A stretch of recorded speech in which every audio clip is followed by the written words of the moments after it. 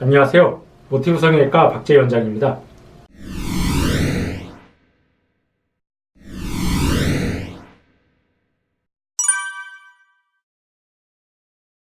네, 환자분들이 이제 많이 궁금해하시고 고민이나 걱정하시는 문제 중에 하나가 코 수술할 때 어떤 재료를 써야 되는지, 이게 뭐 자가 재료를 써야 되는지 아니면 인공물질을 써야 되는지, 인공물질도 뭐 종류가 여러 가지가 있는데 자기한테 맞는 재료는 어떤 건지, 그런 거에 대해서 이제 궁금해하시고 문의를 많이 하십니다.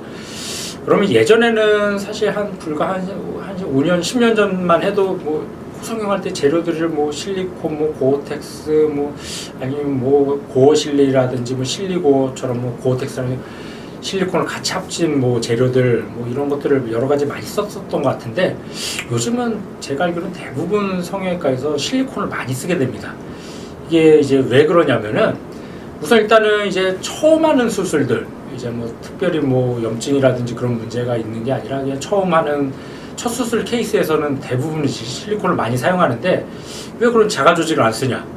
그럼 굳이 사실 뭐 자가 조직을 쓸 필요가 없어서 안 쓴다고 말씀드리는 게 맞겠습니다. 그게 왜 그러냐면, 자가 조직이라고 한다면 보통은 이제 진피, 그러니까 엉덩이 사이에 있는 뭐 진피 조직이나 진피 지방이라든지 아니면 뭐 측두근막처럼 근막 조직, 아니면 가끔 뭐 이제 늑연골, 그런 이제 자가 조직을 이용하는 경우가 있는데, 사실 이거 자가 조직을 채취하는 과정도 번거롭지만 이제 채취하고 나면은 흉이 남는다든지 이제 조직의 결손이 생길 수밖에 없습니다.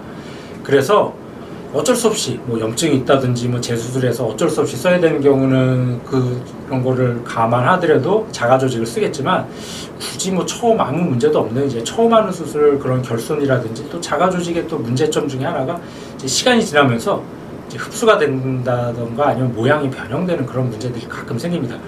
그러니까 그런 문제를 무릅쓰고 쓸 필요까지는 없을 것 같고, 제 생각에는 그냥 실리콘이 굉장히 좀 좋은 재료 같습니다. 이제 수십 년 전부터, 뭐 3, 40년 전부터 써왔었기 때문에 그동안 자료들이 누적되어 있어서 검증된 재료고, 또 모양이 변형되거나 이제 뭐 이렇게 문제가 생기는 경우가 사실 드문 뿐더러, 또 이제 이게 뭐 장점이라고 말하기는 좀 그렇지만 재수술하기가 좀 용이합니다.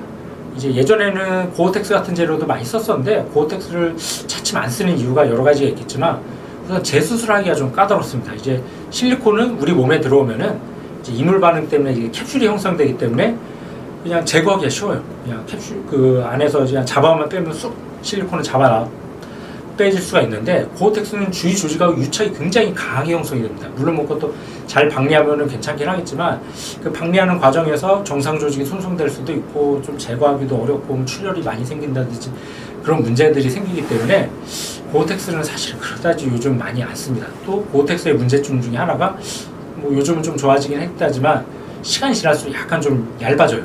두께가 점점 얇아진다, 그런 문제가 있기 때문에 요즘은 고어텍스보다는 대부분의, 제가 알기로는 80~90% 이상의 병원에서는 대부분 실리콘을 많이 사용하게 됩니다.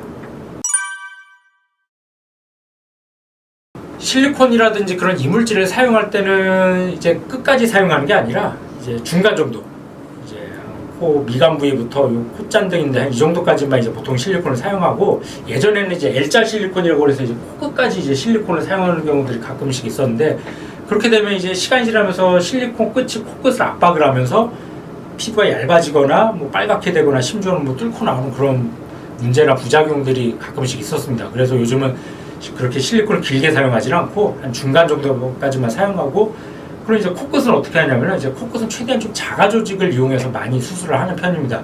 이제 보통 이제 많이들 사용하는 재료가 이제 비중격 연골이라고 해서 코 가운데 있는 연골이나 아니면 귀연골, 가끔 뭐 늑연골, 그런 재료를 사용하는데, 그 사용하는 이제 목적이나 상황이 이제 그때그때 다릅니다. 만약에 뭐 코 피부가 비교적 좀 얇으면서 뭐 코끝을 굳이 이렇게 많이 안 빼도 될 때는 그냥 단순히 귀연골 좀 채취해서 코끝에다 좀 탑을 쌓는 것처럼 한 2~3겹 정도만 덧대줘도 충분히 이제 코끝이 어느 정도 오똑해지고 자연스러운 모양이 나올 수가 있는데, 근데 이제 만약에 복코 환자들, 이제 피부가 두껍다든지 뭐 지방이 많다든지, 아니면 이제 그런 복코 환자들은 대부분 다 이제 코 비잉 연골이라고 해서 코 가운데 이제 콧구멍을 형성하는 연골인데, 그 연골도 발달이 많이 안 돼 있습니다. 그런 경우는 이제 귀연골을 쌓다가 이렇게 코끝에 대줘도 이 힘을 못 받고 또 피부가 워낙 두껍다 보니까 웬만큼 쌓아갖고는 겉으로 이제 표시가 안 납니다. 그런 경우는 이제 다른 재료, 비중격 연골이라든지 아니면 뭐 늑연골, 아니면 뭐 그런 것들도 부족하거나 없는 경우는 뭐 기직늑연골이나 뭐 가끔씩 뭐 인공연골 같은 거 사용하는 경우도 있는데, 그렇게 뭔가 좀 튼튼한 재료를 이용해서 코끝에다 기둥을 세운 다음에 코끝을 이렇게 좀 빼줘야지 이제 시간이 지나도 코끝이 눌리거나 이렇게 퍼지는 거를 어느 정도 예방할 수가 있기 때문에, 그런 경우는 좀 이제 뭔가 좀 튼튼한 구조물을 세워줘야지 코 모양이 어느 정도 좀 오똑해지면서 좀 만족스러운 모양이 나올 수가 있습니다. 그래서 보통은 이제 정리하면은 코끝은 자가 조직을 많이 사용하는데, 그럴 때 언제 귀연골이나 뭐 비중연골을 많이 사용하냐, 그때 이제 뭐 피부의 두께라든지 연골의 발달 정도에 따라서 뭐 필요하면 귀연골을 쓸 수도 있고 아니면 비중격 연골이나 다른 재료를 같이 쓸 수도 있습니다. 네, 이제 환자분들 중에 가끔 선생님 저는 실리콘이랑 뭐 그런 이물질 같은 거 쓰는 거 절대 싫어요. 그런 거 사용 안 하고 수술하고 싶습니다. 막 그렇게 이제 말씀하시는 경우가 있는데, 사실 그게 가능할 수도 있고 가능하지 않을 수도 있습니다. 그럼 언제 실리콘을 사용해야 되고 사용하지 않느냐 하면은, 본인 콧대가 좀 어느 정도 있는 사람들은 굳이 실리콘 쓸 필요가 없습니다. 그런 경우는 이제 콧끝만 뭐 살짝 빼주고, 뭐 콧끝이 약간 나오게 되면 콧잔등이 약간 꺼지기 때문에 그 꺼진 부위만 뭐 연골 조각이나 아니면 뭐 실리콘을 사용하더라도 아주 뭐 새끼손톱 정도 작은 실리콘만 사용해도 되는데, 근데 이제 콧대가 다진 환자들, 콧대가 다진 경우는 사실은 어쩔 수 없이 써야 되는 경우가 많습니다. 왜냐하면 그 경우 실리콘을 사용 안 하면은 결국은 뭐 다른 재료로 뭔가로는 좀 콧대를 높여줘야 되는데, 그러려면 뭐 쓸 수 있는 재료가 뭐 자가 조직밖에 없겠죠. 그럼 뭐 자가 진피라든지 뭐 늑연골 같은 걸 써야 되는데, 사실 그 과정도 좀 번거롭고, 또 아까 말씀드렸던 것처럼 뭐 시간이 지나면서 흡수가 된다든지 모양이 변형이 되는 그런 문제가 있기 때문에, 이제 실리콘을 쓰는 게 사실은 더 모양이라든지 그런 이제 만족도 같은 걸로 봤을 때는 어떻게 보면 실리콘을 사용하는 게 더 맞습니다. 그렇지만 난 그래도 죽어도 사용하기 싫다, 그런 경우는 결국 어쩔 수 없이 코끝을 많이 빼면 안 돼요. 이제 결국 이제 실리콘을 사용해야 되는 이유가, 코끝을 빼게 되면은 이제 나온 만큼 여기가 꺼지니까 그 갭을 메꾸기 위해서 실리콘을 사용해야 되는데, 실리콘을 사용하기 싫으면 코끝을 많이 빼면 안 되겠죠. 많이 빼면은 당연히 사용을 해야 될 수밖에 없으니까. 그래서 이제 콧대가 낮은데 이제 실리콘을 사용하기 싫다, 그런 경우는 이제 코끝을 조금만 빼고 전체적으로 좀 약간 좀 자연스러운 쪽으로 이제 수술을 하는 수밖에 없다고 생각이 듭니다.